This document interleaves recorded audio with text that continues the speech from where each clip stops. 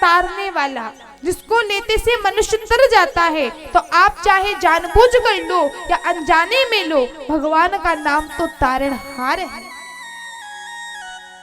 इसके पश्चात बड़ी ही सुंदर श्री प्रहलाद जी महाराज की कथा श्रीमद् भागवत के अंतर्गत बताई जाती है।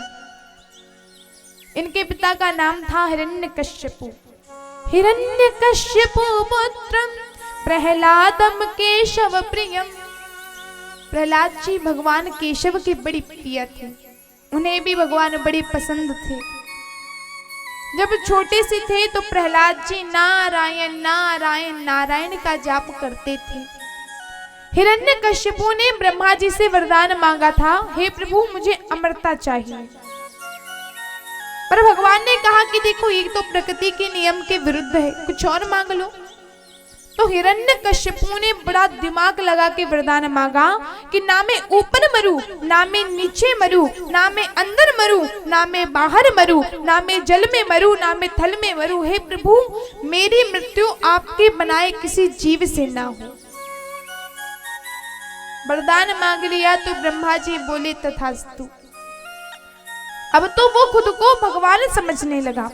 नगर में आया तो घोषणा करा दी कि आज से मेरे नगर में जो भी विष्णु का नाम लेगा उसे मृत्यु दंड दिया जाएगा। कोई भगवान का नाम ना लेता इस डर से कि कहीं ये पापी हमें मार ना दे। पर प्रहलाद जी जो अभी मात्र छोटे से थे, अपने पाठशाला में पढ़ने के लिए जाते और जाकर के भगवान के नाम का सुमरन किया करते। देखिए किस प्रकार। श्रीमन्नारायण नारायण हरि हरि, श्रीमन्नारायण नारायण हरि हरि, बोलो नारायण नारायण हरि हरि, बोलो नारायण नारायण हरि हरि। तेरी लीला जग से न्यारी न्यारी हरि हरि, तेरी लीला जग से न्यारी न्यारी हरि हरि। श्रीमन्नारायण नारायण हरि हरि, श्रीमन्नारायण नारायण हरि हरि।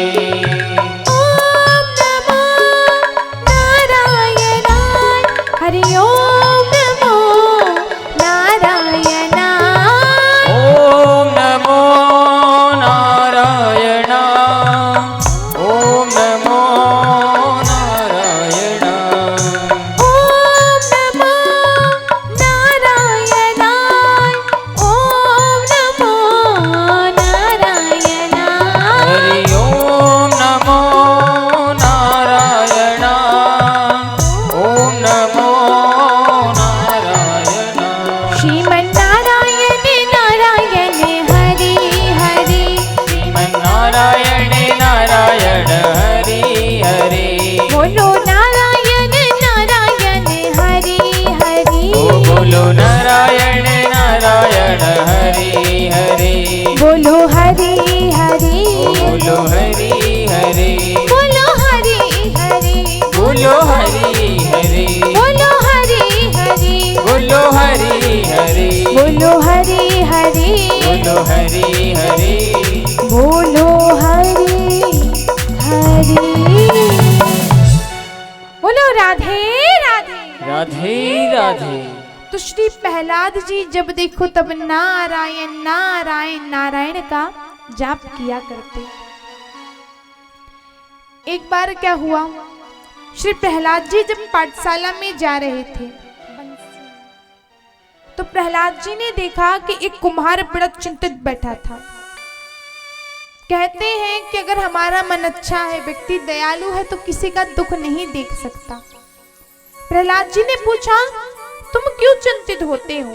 तो वो कुम्हार बोला कि प्रभु मैंने बहुत सारे मटके बनाए और एक मटके में 2 बिल्ली के बच्चे थे। मैंने वो सारे के सारे मटके भट्टे में पकाने के लिए डाल दिए, भट्टे में आग डाल दी, 2 बिल्ली के बच्चे जल करके मर जाएंगे।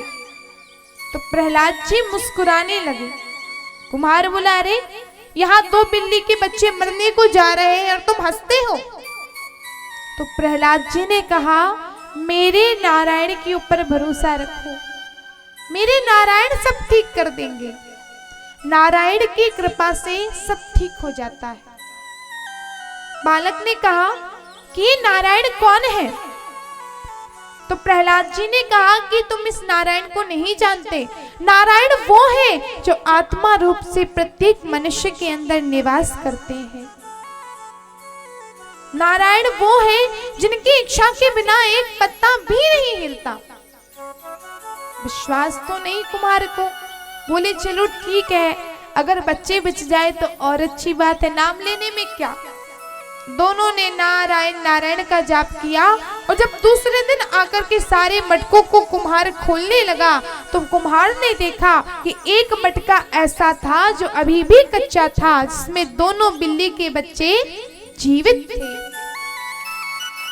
ये है मेरे प्रभु की कृपा। अब तो प्रहलाद जी जाकर के पूरे पाठशाला में नारायण नारायण नारायण नारायण का जाप करने लगे। भगवान का नाम तो है ही ऐसा, हर किसी को अच्छा लगता है। अच्छा लगे कि नहीं? सबको अच्छा लगता है। तो वो भी बस नारायण नारायण, सारे ग्वाले वहां पे जो भी थे सब लोग मिलकर के नारायण नारायण का जाप करने लगे। सभी बच्चे नारायण बोलने लगे। गुरुजी आए तो गुरुजी भी नाचने लगे।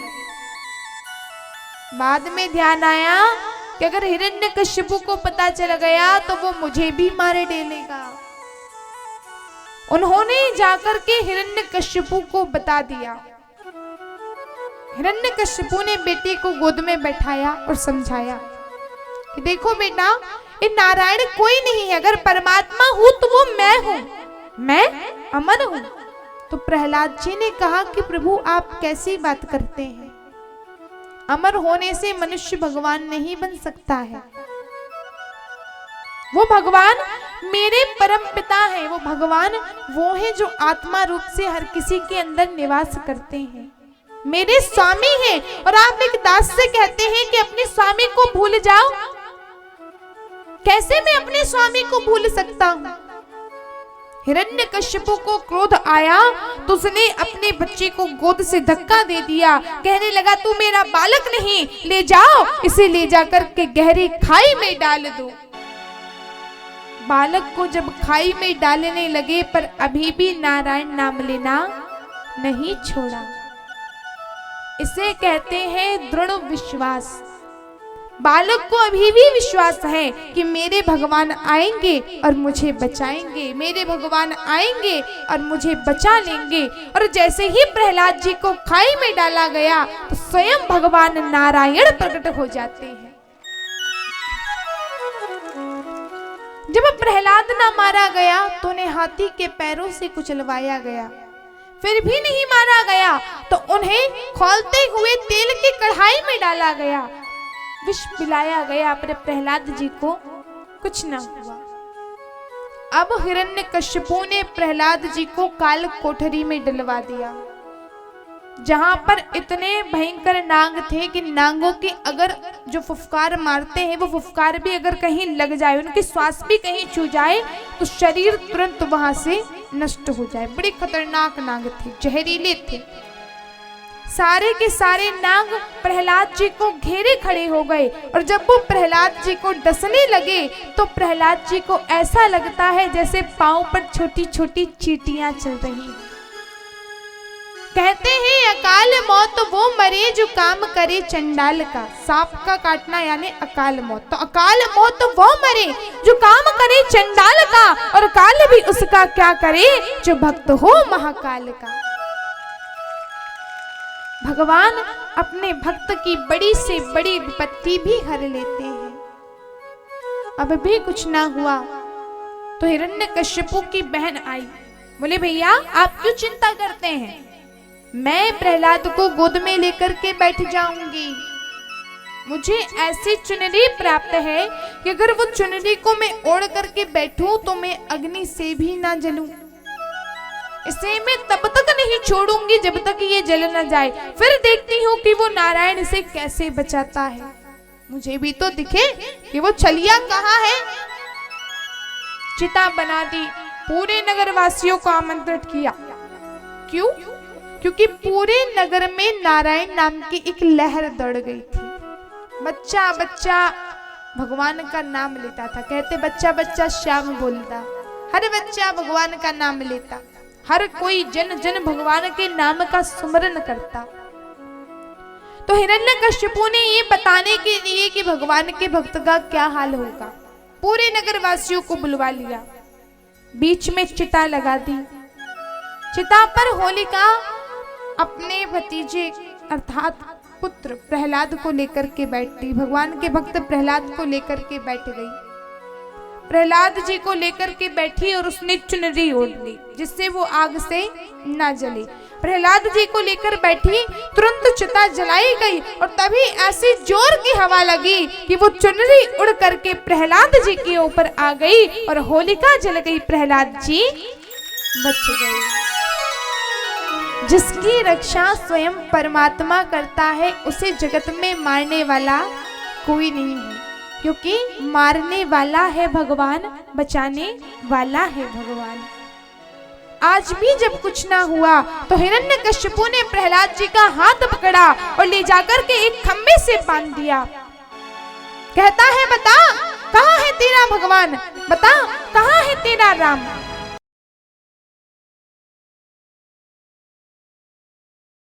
खंबे को देखा तो खंबा तो लाल पड़ रहा था पर खंबे पर छोटी छोटी चींटी चल रही थी। प्रहलाद जी बोले पिताजी कैसी मूर्खता का प्रश्न है, आप कहते हैं कि कहाँ है भगवान, मानो ऐसा पूछ रहे हैं कि हवा कहाँ है। हवा रहती है और दिखाई नहीं देती। तो बोले पिताजी कैसा मूर्खता का प्रश्न है कि भगवान कहाँ है। अगर पूछना है तो ये पूछिए कि भगवान कहाँ नहीं है, क्योंकि तुझ में है भगवान, मुझ में है भगवान, सारे संसार में है भगवान। मुझे तो आप में भी राम दिखते हैं, मुझ में भी राम दिखते हैं। यहाँ तक कि जिस खंबे से मैं बंधा हूँ इस खंबे में भी मुझे मेरे राम के दर्शन हो रहे हैं। हिरण्यकश्यपु ने कहा अच्छा क्या इस खंबे में तेरा भगवान है, तो ले मैं इस खंबे को अभी नष्ट किए डालता हूँ। उसने हाथ में गदा उठाई और जो ही खंबे पर मारी खंबा फट गया और नरसिंह भगवान का प्रागट्य हो गया। बोलिए नरसिंह भगवान की जय हो। नरसिंह भगवान जिनका शीश तो सिंह का था पर शरीर मनुष्य का था। बड़े क्रोध में भगवान आए। भगवान ने एक धक्का दिया तो हिरण्यकश्यपु दहलीज पर पड़ा। भगवान ने घुटनों पे बैठाया, भगवान ने घुटनों पे लेटाया, अपनी जंघा पे लेटाया और भगवान बोले बता कौन सा महीना है। हिरण्यकश्यपु बोला 13वां महीना, मासों में अधिक मास, अधिक मास जिसे पुरुषोत्तम मास भी कहा जाता है, जो कि 13वां महीना है। तो बोले कौन सा महीना है, अधिक मास 13वां महीना। बोले चलो ऊपर हो कि नीचे, बोला मैं तो जंघा पर हूँ। बोले अंदर हो कि बाहर, बोले मैं तो दहलीज पर हूँ। भगवान ने कहा बता इस समय सुबह का वक्त है या शाम का। बोले प्रभु ये तो दोपहर का समय है। भगवान ने कहा बता मैं इंसान हूँ या कोई राक्षस या कोई पशु या कोई पक्षी, बता मैं कौन हूँ। क्या ऐसा जीव ब्रह्मा ने बनाया है। बोले प्रभु आज तक ब्रह्मा ने ऐसा जीव नहीं बनाया जो आधा नर और आधा सिंह हो। भगवान ने अपने नाखून दिखाए, वरदान था अस्त्र से ना मरूं, शस्त्र से ना मरूं। तो भगवान ने कहा बता ये क्या अस्त्र है, ये क्या शस्त्र है। बोला प्रभु नहीं ये तो नाखून है। और भगवान ने अपने नाखून से उसका पेट चीर दिया। भगवान को इतना क्रोध आया, इतना क्रोध आया कि पूरी पृथ्वी डगमगाने लगी। समुद्र में बड़ी बड़ी लहरें उठने लगी, चारों तरफ हाहाकार मच गई। पर भगवान का क्रोध शांत नहीं हो रहा है। सारे देवता स्तुति करने लगे प्रभु शांति ही शांति ही शांति ही, पर भगवान प्रसन्न नहीं होते हैं। तब ब्रह्मा जी ने जैसे ही पुत्र प्रहलाद को आगे भेजा। कहते हैं माता पिता की कितनी भी बड़ी लड़ाई हो जाए पर वो अपने बच्चों को नहीं भूलते। भगवान बड़े क्रोध में है। और जब बच्चा पुत्र प्रहलाद सामने आए, प्रहलाद जी हाथ जोड़कर डर डर कर स्तुति करने लगे। ओम नमो भगवते नरसिंहाय, नमस्ते जस तेजसे आविराविर्भो दुष्ट कर्माशयन, ओम रंधै रंधै तमो ग्रस ग्रस ओम स्वाहा अभियम ममात्मनि भूहिष्ठः ओम शाम। जब स्तुति करी तो भगवान प्रहलाद जी को ऐसे देखने लगे जैसे एक माँ अपने बेटे को प्रेम से देखती है। बेटे को लेकर के गोद में बैठा लिया। प्रहलाद जी आज भगवान के परमपिता की गोद में बैठे हैं। भगवान ने कहा कि मांगो, तुम्हें क्या चाहिए। तुरंत प्रहलाद जी के नेत्रों में से अश्रु की धारा बहने लगी। बोले प्रभु, आज मैं जान गया आप कितने दयालु हैं। हे प्रभु, आज मैं आपकी कृपा को जान गया। आप कहते हैं कि मांगो, क्या चाहिए। हे प्रभु, मांगा तो तब जाता है जब किसी चीज की कमी हो। मांगता वो है जिसे किसी चीज की आकांक्षा या कमी लगे, पर आपने तो मुझे किसी चीज की कमी छोड़ी ही नहीं है। भला मैं आपसे क्या मांगू। हे प्रभु, हे माधव केशव, हे दामोदर, हे प्रभु श्री हरि, आज आप मिल गए, संसार में सब कुछ मिल गया, और फिर भी कहते हैं कि मांगो, तुम्हें क्या चाहिए। और अगर फिर भी आपकी इच्छा है कि आप मुझे कुछ दें, तो हे प्रभु, मैं बस आपसे इतना वरदान मांगता हूँ कि नित्य निरंतर मेरी भक्ति आपके चरणों में बनी रहे। हे प्रभु, आपके चरणों में बस थोड़ी सी जगह मुझे मिल जाए, आपका हाथ सदैव हमारे सिर पर रहे। तो महाराज, ये होती है सच्ची भक्ति। तो देखिए, हो सच्ची भक्ति में कैसा विषकार निकला, सच्ची भक्ति में कैसा चमत्कार निकला। रिखम्बा रिखम्बा रिखम्बा फाड़ा तो नर से अवतार निकला रे। रिखम्बा फाड़ा तो नरसिंह अवतार निकला। सच्ची भक्ति में कैसा विषकार निकला, सच्ची भक्ति में कैसा विषकार निकला। खम्बा फाड़ा तो नर से अवतार निकला रे। खम्बा फाड़ा तो नरसिंह अवतार निकला। जय जय नरसिंह, जय जय नरसिंह, जय जय नरसिंह, जय जय नरसिंह।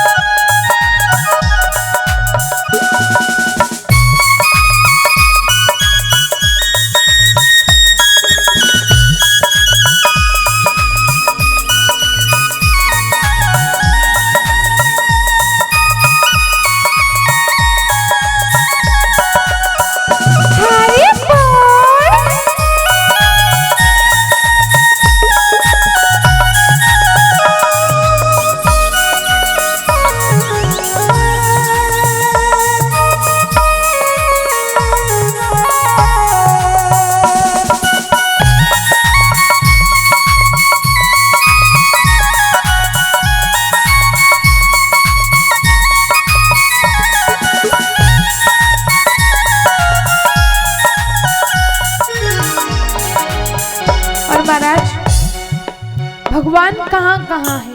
तो आप में राम है, हम में राम है, हम में राम है, हम में राम है। आप में राम है, हम में राम है, आप में राम है, हम में राम है।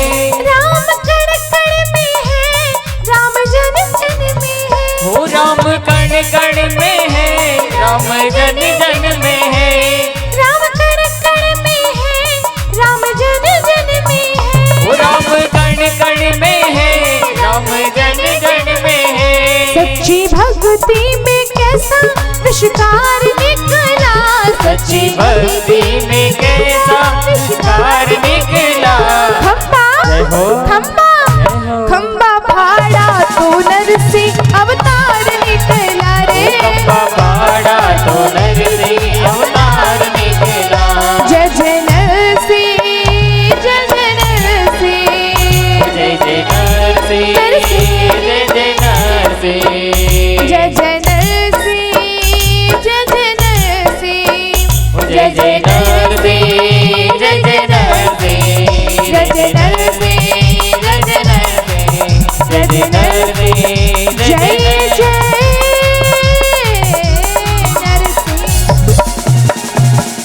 बोल नरसिंह भगवान की जय जय, हो। भक्त और भगवान की जय जय। हो। राधे राधे राधे राधे, जय जय श्री राधे, जय जय श्री राधे। तो महाराज इस प्रकार भगवान ने भक्त के ऊपर कृपा करी।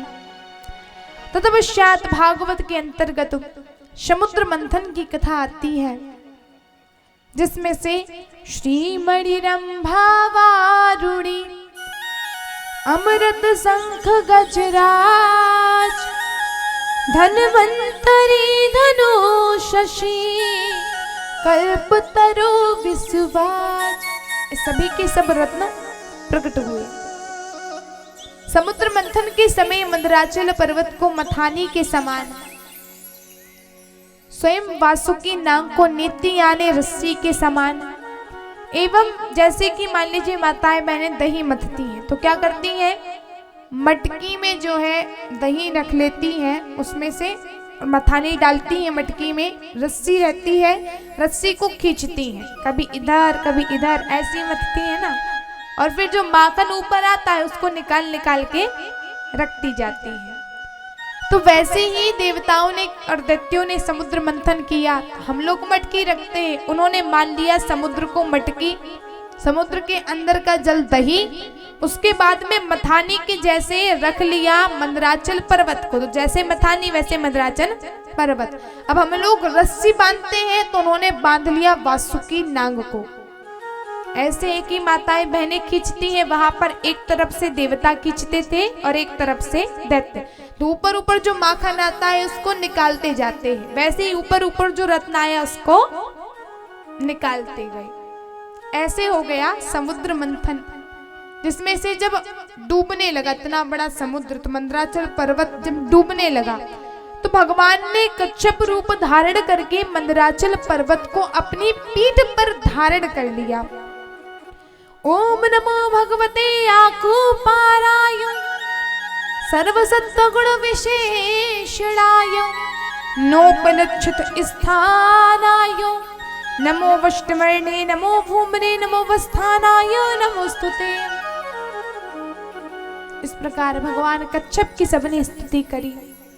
तत्पश्चात समुद्र मंथन में कामधेनु नामक गौ, जिन्हें ब्राह्मणों ने स्वीकार किया, ऐरावत नामक हाथी प्रकट हुआ, तो उसे इंद्र ने स्वीकार किया। एक घोड़ा प्रकट हुआ उच्चैःश्रवा नाम का सप्तमुख का, उसे भगवान सूर्य ने स्वीकार किया। कौस्तुभ मणि प्रकट हुई तो उसे भगवान श्री हरि ने स्वीकार किया। उसी समुद्र मंथन में से अप्सराएं प्रकट हुई, जिन्हें देवताओं ने स्वीकार किया। वारुणी प्रकट हुई, जिन्हें राक्षसों ने स्वीकार किया। देवी लक्ष्मी प्रकट हुई, जिनका विवाह श्री हरि से हुआ। लक्ष्मी की एक आदत है, आप अगर लक्ष्मी के पीछे भागोगे ना तो लक्ष्मी माता का वाहन क्या है, उल्लू, वो आपको उल्लू बना जाएंगे। जो लक्ष्मी के पीछे भागता है वो कौन है, उल्लू। आप अगर लक्ष्मी के पीछे भागोगे तो लक्ष्मी आगे आगे भागेगी, पर हम अगर लक्ष्मी को छोड़ करके लक्ष्मी पति के पीछे भागेंगे तो अपने आप लक्ष्मी माता हमारे पीछे पीछे भागेंगे। सबके सब लक्ष्मी जी को देखे तो लक्ष्मी तो भैया ऐसी है कि जो देखता है वो देखते रह जाता है, चाहे धन की लक्ष्मी हो या स्वयं लक्ष्मी देवी हो, बड़ी सुंदर है। सबने देखा तो देखते रह गए, सबके मन में आकांक्षा हमें मिल जाए, हमें मिल जाए, हमें मिल जाए। पर लक्ष्मी जी ने देखा कि सबके सब तो मेरे पीछे पहले से भाग रहे हैं, मुझे तो वो चाहिए जो मुझे देखे भी ना, अर्थात जो मेरे पीछे अभी नहीं भागता, जिसे मुझे देखकर मन में किसी भी प्रकार की कामना नहीं है। तो वो कौन थे? भगवान श्री हरि। लक्ष्मी जी ने उनके साथ विवाह किया। तत्पश्चात भगवान धन्वंतरी और अमृत का प्रागट्य हुआ। उसके साथ में विष भी था। पहले जो कालकूट नामक विष था उसे तो भगवान भोलेनाथ ग्रहण कर ही चुके थे। अब जो अमृत का कलश था उसमें भी आधी मदिरा थी और आधा अमृत। जब दैत्यों की लड़ाई होने लगी तो भगवान ने सभी का मन मोहिनी के लिए मोहिनी रूप धारण किया। भगवान ने मन मोह करके अमृत तो देवताओं को पिला दिया और जो मदिरा थी वो किसको पिला दी? दैत्यों को। जैसे बंदर क्या जाने अदरक का स्वाद, वैसे दैत्य क्या जाने अमृत का स्वाद। देवताओं को पता था अमृत मीठा मीठा होता है, मदिरा से तो गला जलता है, मदिरा गले को जलाने वाली होती है। पर राहु नामक दैत्य को पता था, उसने देखा कि छल कर रही है। राक्षसों की एक आदत है, दैत्य अगर भला सोचता है तो केवल खुद का। उसने सोचा मैं अगर अकेले अमर हो जाऊं तो भला ही हो जाए। सूर्य और चंद्रमा के बीच में बैठा और जब उसने अमृत पी लिया तो भगवान ने अपने सुदर्शन चक्र के द्वारा राहु का शीश काट दिया। अमृत पी जाने के कारण अमर हो गया। आधा राहु जो शीश था वो राहु, नीचे का शरीर केतु। उसी की जो रक्त बूंदे पृथ्वी पर गिरी, कहते हैं उन्हीं से प्याज और लहसुन प्रकट हुआ। इसलिए भगवत भक्त को अर्थात जब हम पूजा करें ऐसे आप खाएं, पर जब आप कथा सुन रहे हैं जैसे अभी भी आप आ रहे हैं तो प्याज और लहसुन ना खाएं। आपका जब पूरा हो व्रत पूरे करने के समय जब आप सब्जी बनाएं, लोगों का व्रत रहता है शाम को भोजन करते हैं, जब आप सब्जी बनाए तो व्रत के बाद भी आप प्याज लहसुन का एकदम तुरंत नहीं खाए। दूसरे दिन भले आप खा ले, पर व्रत के दिन शाम को भोजन बनाया जाए उसमें प्याज और लहसुन का उपयोग ना करें, क्योंकि प्याज और लहसुन में जो है तामसिक गुण रहते हैं। फायदा तो वो करती है, ये तो डॉक्टर भी कहते हैं कि प्याज और लहसुन बहुत फायदा करती है, फायदेमंद है, पर उसमें कई प्रकार के तामसिक गुण मौजूद होते हैं जिसका असर बुद्धि पर पड़ता है। हमारे शरीर का संचारक कौन है? बुद्धि। पूरा कार्य किससे होता है? बुद्धि से। अगर हमें हाथ उठाना है तो पहले कहाँ पे आएगा बात? बुद्धि में, कि हमको हाथ उठाना है तब जाके हमारा हाथ उठेगा। तो पूरा शरीर का संचार है बुद्धि में, और ये सब प्याज लहसुन आदि खाने से जो है बुद्धि पे थोड़ा बहुत असर पड़ता है। वैसे तो भैंस का दूध कई लोग पीते हैं, कई लोग क्या आप तो सब भैंस का ही पीते हैं, गाय का तो बहुत कम मिलता है दूध। तो भैंस का दूध पीने से भी बुद्धि पर असर होता है। उदाहरण के स्वरूप गाय के बछड़े को अगर आप छोड़ दोगे तो वो कितनी भी गाय हो अपनी माता को एकदम झट से पकड़ लेगा, उसको पता चल जाएगा कि ये मेरी माँ है, और एकदम उछलता हुआ जाएगा। जाता है कि नहीं? कितनी फुर्ती से जाता है, एकदम उछलता हुआ। जब वो बड़ा हो जाता है वो 10 घंटे का काम भी 2 घंटे में कर देता है कि नहीं? और वहीं भैंस के बच्चे को देखो, 2 घंटे का काम भी 10 घंटे में करेगा। अपनी माँ को वो ढूंढ नहीं पाता, अपनी माँ को ढूंढने के लिए उसे बहुत समय लगता है। दूसरी बात क्या कहा जाता है, जो भैंस का बच्चा रहता है वो आलसी रहता है, तो भैंस के दूध से आलस से आता है व्यक्ति को। अगर आप भैंस का दूध पिएंगे ना तो आप खुद गौर कीजिएगा, आप सुबह 1 गिलास भैंस का दूध पीजिएगा, आपको दिन भर नींद सताएगी, और दूसरे दिन सुबह 1 गिलास गाय का दूध पीजिएगा तो आपको ऐसा लगेगा जैसे शरीर में ताजगी आ गई। बोली श्री कृष्ण कन्हैया लाल की। ऐसे कोई चीज जो होती है उनका असर थोड़ा बहुत बुद्धि पे होता है। वैसे कोई गलत चीज नहीं है, खा सकते हैं मांसाहारी भोजन से, तो बहुत अच्छी चीज है, कंद है, मूल है। तो महाराज इसके पश्चात प्रहलाद जी के वंश में प्रहलाद के पुत्र विरोचन के पुत्र राजा बलि हुए, जिन्होंने तीनों लोकों के ऊपर विजय प्राप्त कर ली। इंद्र को मुनि ने श्राप दे दिया था कि कि हे इंद्र, तुम्हें तुम्हारे स्वर्ग पर, तुम्हारी संपत्ति पर, तुम्हारे पद पर जो अहंकार है वो सब तुमसे छिन जाएगा। राजा बलि ने तीनों लोगों को अपने अधीन कर लिया और वे भृगु कक्ष नामक स्थान पर नर्मदा जी के तट पर यज्ञ करने लगे। उनका जो यज्ञ था, अगर 100 यज्ञ पूरे हो जाते तो वो त्रिलोक विजयी हो जाते, फिर उनको पराजित करना अत्यंत मुश्किल था, मान लो जैसे नामुमकिन हो।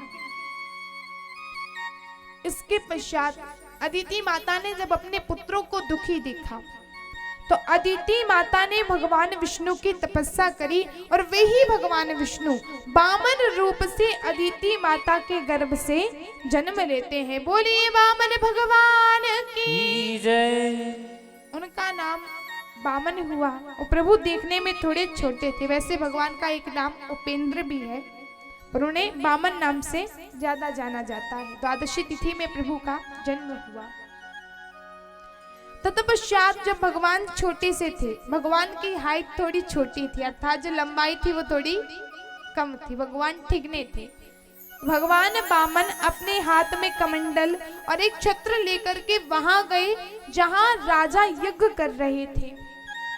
राजा ने देखा, रे महाराज धन्य भाग हमारे जो इस प्रकार संत हमारे घर में पधारे।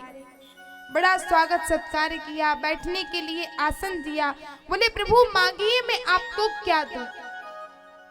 भगवान ने कहा, राजन मांगता वो है जिसके पास कमी हो, जिसको किसी चीज की जरूरत हो। मुझे किसी चीज की कोई आवश्यकता नहीं, मुझे तुमसे कुछ नहीं चाहिए। तो राजा ने कहा कि प्रभु पता है आपको किसी चीज की आकांक्षा नहीं, पर प्रभु मेरा नियम है कि जो मेरे यज्ञ में आता है वो कभी खाली हाथ नहीं जाता। कुछ तो मांग लीजिए, जो आपकी इच्छा हो वो मांग लीजिए, मांगने में संकोच न करिए। वामन भगवान ने कहा कि देखो राजन, अगर तुम संकल्प करो तो मैं मांगू, क्या भरोसा अगर तुम बात से हट गए, बोले नहीं देना तो? राजा ने कहा कि देखो प्रभु मेरा तो वचन संकल्प है, मैंने जो बोल दिया सो बोल दिया, मैं अपने वचन पर अटल रहने वाला हूँ। जो व्यक्ति अपने वचन पर अटल नहीं रहता वो मनुष्य की कोई इज्जत नहीं होती। जो हमेशा झूठ बोलता है, बोल करके पलट जाता है, उस मनुष्य की बातों पर विश्वास करने में व्यक्ति 10 बार सोचता है। पर जो अपने वचनों पे हमेशा अटल रहता है, वो अगर कभी गलत भी बोल दे तो भी व्यक्ति उसकी बातों पे भरोसा कर लेता है। इसलिए जो बोले उस पर अटल रहें और पहली बात कभी भी असत्य ना बोले, हमेशा सत्य का साथ दें, हमेशा सत्य भाषण करें। इधर वामन भगवान ने कहा कि संकल्प करो। बोले प्रभु जी जैसी आपकी आज्ञा। शुक्राचार्य जी तो समझ गए महाराज आ गया विष्णु लूटने के लिए। शुक्राचार्य जी ने भगवान विष्णु को देख करके पहचान लिया और कहने लगे कि रियो राजा बलि, जिसे तुम दान दे रहे हो ये कोई ब्राह्मण नहीं है, बल्कि ये ब्राह्मण भेष में विष्णु छलिया है। पर राजा बलि तो मानने को तैयार नहीं। बोले प्रभु तब तो मेरे और अच्छे भाग्य हैं। पहले तो मैं सोच रहा था कि मैं एक संत को दे रहा हूँ, एक ब्राह्मण को दे रहा हूँ, पर अब मुझे इस बात की प्रसन्नता है कि मैं उसे दे रहा हूँ जो पूरी दुनिया को देता आया है, जिसे कभी किसी के आगे हाथ फैलाने की आवश्यकता नहीं है। राजा बलि